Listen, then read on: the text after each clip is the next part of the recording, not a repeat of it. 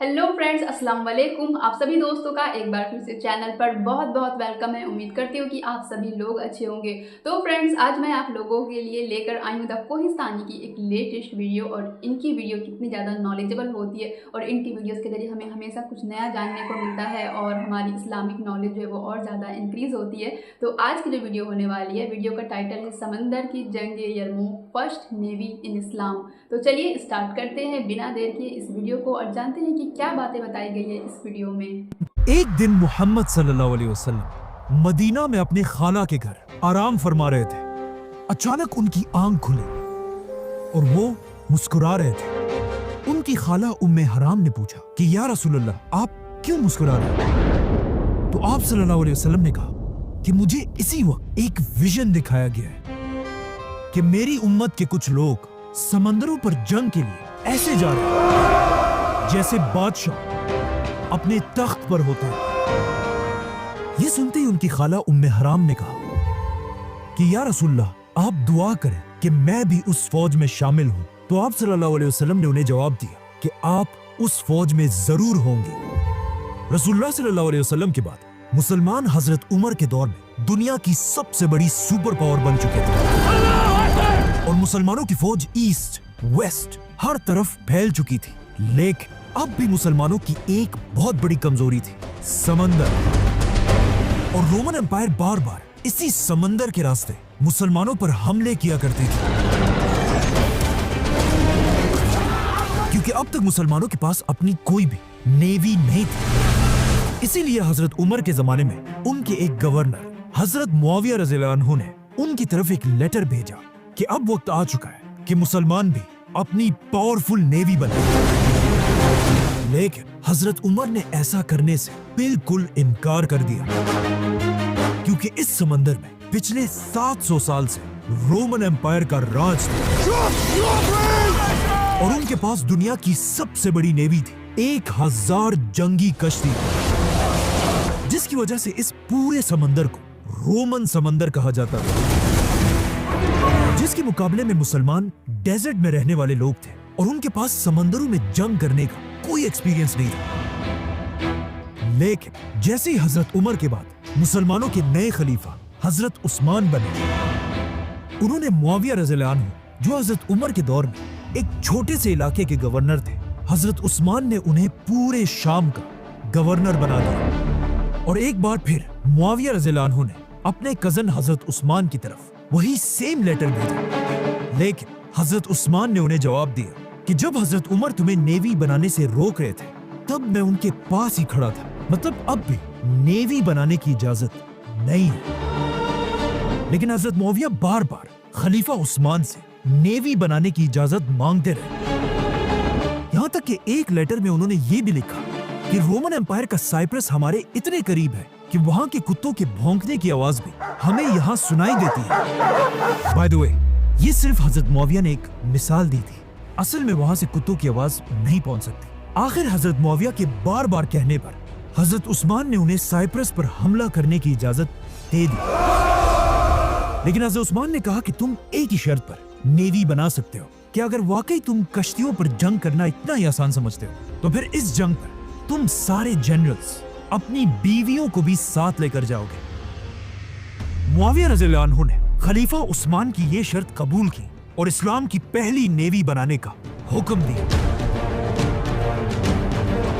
लेकिन यहाँ मसला ये था कि मुसलमानों में किसी को भी बड़े बड़े जंगी जहाज बनाने का तरीका नहीं आता था। तो फिर मुसलमानों ने आखिर ये नेवी बनाई कैसे? असल में इससे बहुत साल पहले, जब मुसलमानों ने ये सारे इलाके फतह नहीं किए थे और यहाँ रोमन एम्पायर की हुकूमत थी, रोमन एम्पायर ने अपनी नेवी के लिए फलस्तीन और इजिप्ट में जंगी जहाज बनाने के 2 बड़ी बड़ी फैक्ट्रीज बनाई थी, जहां रोमन एम्पायर की नेवी के लिए बड़े बड़े जहाज बनाए जाते थे, जिनका नाम था ड्रोमोन। और ये इतनी बड़ी कश्तियां थी कि इनमें एक ही टाइम पे 300 वॉरियर्स सवार हो सकते थे। लेकिन अब जब मुसलमानों ने रोमन एम्पायर से ये सारे इलाके फतह किए, कश्तियां बनाने की ये 2 फैक्ट्रीज भी मुसलमानों के हाथ आई, जो पहले तो मुसलमानों के किसी काम के नहीं थे, लेकिन अब खलीफा उस्मान के ऑर्डर्स पर इन फैक्ट्रीज को दोबारा खोला गया और मुआविया रज़ियल्लाहु अन्हु ने क्रिश्चियन इंजीनियर्स को अपने पास बुलाया कि अब रोमन एम्पायर के लिए नहीं बल्कि हमारे लिए समंदरी जहाज बनाओ। और इस तरह इस्लाम की पहली नेवी तैयार होने लगी। जैसे ही कुछ कश्तियां तैयार हुई तो खलीफा उस्मान के ऑर्डर्स के मुताबिक हजरत मुआविया और उनके जनरल्स अपनी बीवियों को साथ लेकर साइप्रस फतह करने के लिए रवाना हुए। अब यहाँ एक बहुत ही इंटरेस्टिंग बात यह थी, हजरत मुआविया के जनरल्स में से एक की बीवी का नाम था उम्मे हराम रज़ियल्लाहु अन्हा। ये वही उम्मे हराम थी जिन्होंने आप सल्लल्लाहु अलैहि वसल्लम से कहा था कि या रसूलल्लाह, आप दुआ करें कि मैं भी उस फौज में शामिल हूं। तो आप सल्लल्लाहु अलैहि वसल्लम ने उन्हें जवाब दिया कि आप उस फौज में जरूर होंगे। जैसे ही मुसलमानों की फौज साइप्रस पहुंची, साइप्रस के सारे लोगों ने मुसलमानों के सामने सरेंडर कर दिया। ये इस्लाम की नेवी की सबसे पहली फतह थी। लेकिन जैसे ही मुसलमान यहां पहुंचे, उम्मे हराम अपने घोड़े से गिरकर शहीद हो गई और यही साइप्रस में आज तक उनकी कब्र है, जिन्हें तुर्की में हाला सुल्तान के नाम से याद किया जाता है। इसके बाद अगले 4 साल तक साइप्रस मुसलमानों के कंट्रोल में रहा। लेकिन 4 साल बाद जब मुसलमानों की नेवी में कश्तियां और भी बढ़ गई, हजरत मुआविया इन सारे जहाजों को लेकर और भी आगे बढ़े और सीधा रोमन एम्पायर के कैपिटल कॉन्स्टेंटिनोपल इस्तांबुल की तरफ बढ़ने लगे।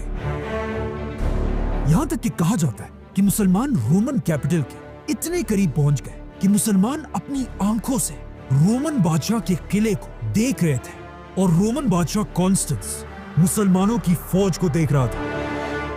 मुसलमान रोमन कैपिटल पर हमला करने के लिए बिल्कुल रेडी थे, क्योंकि उन्हें पता था कि रसूलुल्लाह सल्लल्लाहु अलैहि वसल्लम की एक हदीस है, जो भी मुसलमान फौज सबसे पहले रोमन बादशाह के शहर पर हमला करेगी उन्हें जन्नत मिलेगी। जैसे ही हजरत मुआविया कैपिटल की तरफ बढ़ने लगे, उसी वक्त उन्हें खबर मिली कि पीछे साइप्रस में मुसलमानों के खिलाफ बगावत हो चुकी है। और ये सुनते ही हजरत मुआविया रज़ियल्लाहु अन्हु रोमन कैपिटल पर हमला किए बगैर ही अपनी पूरी फौज के साथ वापस साइप्रस की तरफ फुल स्पीड रवाना हुए और एक बार फिर साइप्रस को दोबारा फतह किया, लेकिन इस बार तलवारों से। मुसलमानों की फौज को अपनी कैपिटल के इतने करीब देखकर अब रोमन बादशाह और बर्दाश्त नहीं कर सकता था और उसने फैसला किया कि अब मैं इन मुसलमानों को रोमन नेवी की असल ताकत दिखाऊंगा, ताकि इन्हें पता चले कि समंदर में असल जंग होती क्या है। जिसके बाद रोमन बादशाह कॉन्स्टेंस खुद 500 जंगी जहाज ड्रोमोन्स लेकर खिलाफत पर हमले के लिए रवाना हुआ।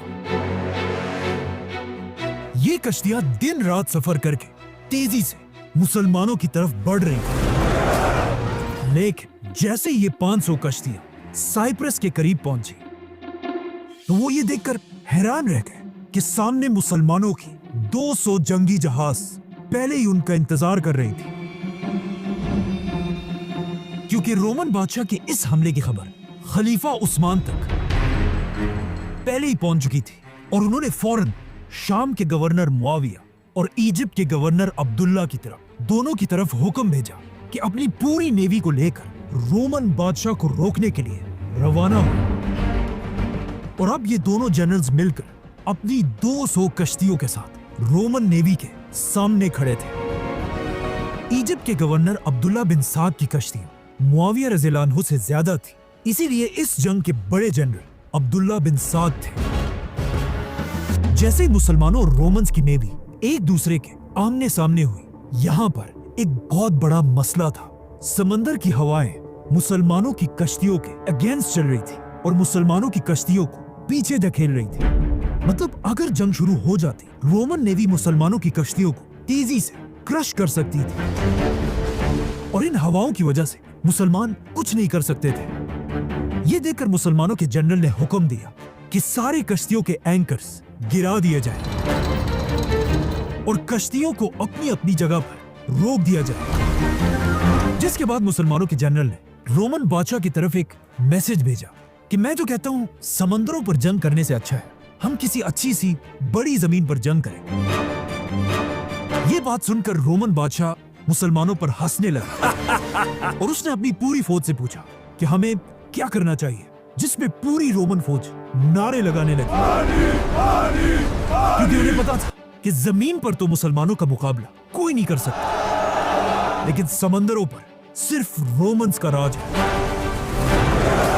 ये देखकर रोमन बादशाह ने मुसलमानों को जवाब दिया, जंग समंदर पर होगी, समंदर पार। अब जब रोमन्स मुसलमानों की फौज पर हंस रहे थे, ये देखकर मुसलमानों के जनरल ने हुक्म दिया कि सारे एंकर्स उठा दिए जाएं। जैसे ही मुसलमानों ने एंकर्स उठा दिए, अचानक आउट ऑफ नोवेयर समंदर में हवाओं का रुख बदल गया और मुसलमान नारे लगाने लगे। इसी के साथ मुसलमानों की कश्तियों के सारे सेल्स खोल दिए और मुसलमानों के 200 जंगी जहाज फुल स्पीड रोमन्स की तरफ बढ़ने लगे। इस तरह अचानक हवाओं का रुख बदलते देखकर रोमन एम्पायर का बादशाह घबराने लगा और उसे याद आया कि इससे कुछ ही दिन पहले उसने एक ख्वाब देखा था। और जब उसने एक ख्वाब अपने नजूमियों को बताया, उन्होंने अपने बादशाह से कहा, माय किंग, काश आप उस रात सोते ही ना और ये ख्वाब ना देखते, क्योंकि इस ख्वाब का सिर्फ एक ही मतलब है, शिकस्त, डिफीट।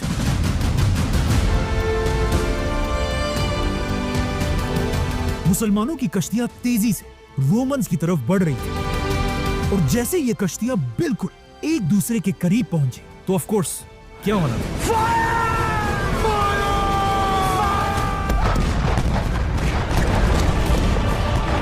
नहीं, ऐसा नहीं था। उस जमाने में ये वाली तोप जो गन पाउडर से चलती है इजाद ही नहीं हुई थी और लोग कश्तियों में भी तीरों और तलवारों से लड़ते थे।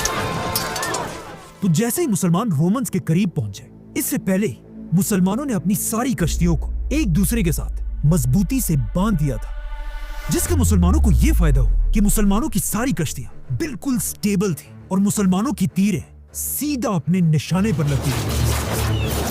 और रोमन्स की कश्तियां हिलने की वजह से उनका हर टारगेट मिस हो रहा था। ये इतनी खतरनाक जंग थी कि इसे आज तक समंदरों की जंगे यरमूक कहा जाता है, क्योंकि ये उस जमाने की दुनिया की सबसे बड़ी समंदरी जंग थी। जैसे ये दो नेवीज आपस में टकराई, मुसलमानों ने अपनी कश्तियों को रोमन्स की कश्तियों से भी बांध दिया, जिससे अब समंदर के बीच में ही एक बहुत बड़ा जंग का मैदान बन गया। अब जब यहाँ एक बहुत ही खतरनाक जंग चल रही थी, अचानक आसमान में बादल गरजने लगे और समंदर में एक बहुत बड़ी तूफान शुरू हुई। लेकिन ये जंग इस सख्त तूफान में जारी रही। अब तक तो मुसलमान ये जंग जीत रहे थे, लेकिन अचानक रोमन्स ने अपनी पूरी ताकत के साथ सीधा मुसलमानों के जनरल अब्दुल्ला बिन साद पर हमला कर दिया और उनकी कश्ती को अपनी कश्ती से बांधकर जंग से दूर ले जाने लगे, ताकि अपने जनरल को मरता देखकर मुसलमानों का मोराल टूट सके। यहाँ तक कि मुसलमानों का जनरल जख्मी भी हो गया। लेकिन आखिर एक मुसलमान ने अपनी जान पर खेलकर इन दोनों कश्तियों के दरमियान रस्सी को काट दी और मुसलमानों के जनरल की जान बचा ली, लेकिन खुद समंदर में गिरकर शहीद हो गए। ये देखकर मुसलमानों का जज्बा और भी बढ़ा और उन्होंने इतना जबरदस्त हमला किया कि रोमन्स की 500 कश्तियां एक एक करके गिरने लगी और रोमन बादशाह को भी समझ आ गए कि अब कुछ नहीं हो सकता। कहा जाता है उसने अपने बादशाह का ताज उतारकर एक आम सोल्जर के कपड़े पहने और किसी तरह अपनी जान बचाकर वहां से भाग गए। और इस तरह मुसलमान खलीफा उस्मान के दौर में समंदरों की यरमूक जीत गए। अब रोमन एम्पायर की कमर बिल्कुल टूट चुकी थी और उनका बादशाह जख्मी हो चुका था, लेकिन फिर भी हजरत उस्मान को अच्छी तरह पता था कि रोमन कैपिटल को फतह करना इम्पॉसिबल है। जिसके बाद खलीफा उस्मान एक नया बहुत बड़ा प्लान बनाने लगे और उन्होंने अपने दूर के गवर्नर की तरफ एक लेटर और उसके साथ एक नक्शा भेजा, जिसमें हजरत उस्मान ने इस्लाम के फ्यूचर का प्लान बताया और कहा सबसे पहले मुसलमान स्पेन को फतह करेंगे, उसके बाद फ्रांस, फिर इटली, फिर ग्रीस और इस तरह पूरे यूरोप को फतह करने के बाद मुसलमान आखिर रोमन कैपिटल पर हमला करेंगे।